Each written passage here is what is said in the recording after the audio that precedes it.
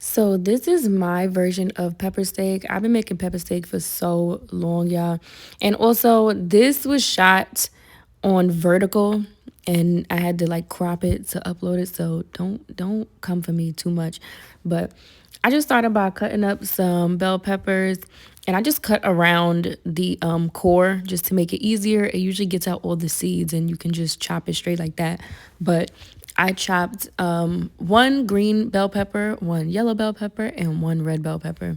When I say like pepper steak is so good to me because the beef is just like stewed down so it's nice and soft and you could dress it up any way you want. You could serve it with plantains, you could serve it with vegetables, you could serve it with rice. Like it's so versatile this dish.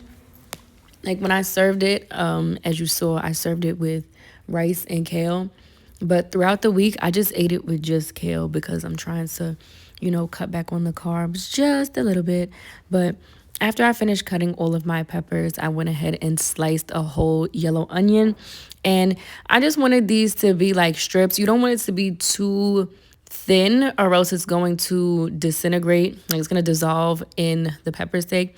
But also I don't want it to be too thick because I don't want the peppers bigger than the steak. So if it makes any sense, I want the peppers and onions about the same width of the steak. As you can see, that's me cutting up the steak about the same size as all the onions and peppers. Now, this cut of meat is chuck eye. You can either use chuck eye or ribeye.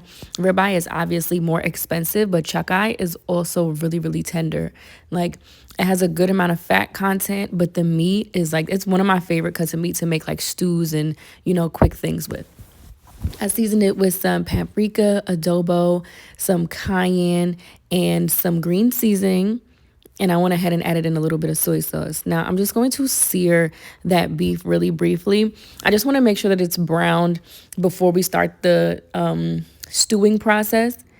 I want to make sure all that flavor that we season it with is locked in. Then I'm going to add in my veggies. And now I just want it to wilt down a little bit. So I'm just going to stir everything together and make sure that it's nice and combined. And I'm going to let that go for about 10 minutes. And now's the time where I'm going to build the base for my stew. I'm going to add in some roasted garlic paste, some browning, and a beef Maggi cube, along with a little bit of ketchup and some water. Now I'm going to give that a nice stir, add in some bay leaves, and then I'm just going to cover that for about 40 minutes. And it's going to be so tender once you take off the lid. And this is just me stirring it a little bit of the way through. And this is what it looked like once it was complete. You see how tender it is and how brown and rich the sauce is. Also, we didn't lose all of the color on the peppers. Like the peppers are still alive. This is literally one of my favorite dishes. Y'all don't understand. You could literally pair this with anything and it's bomb.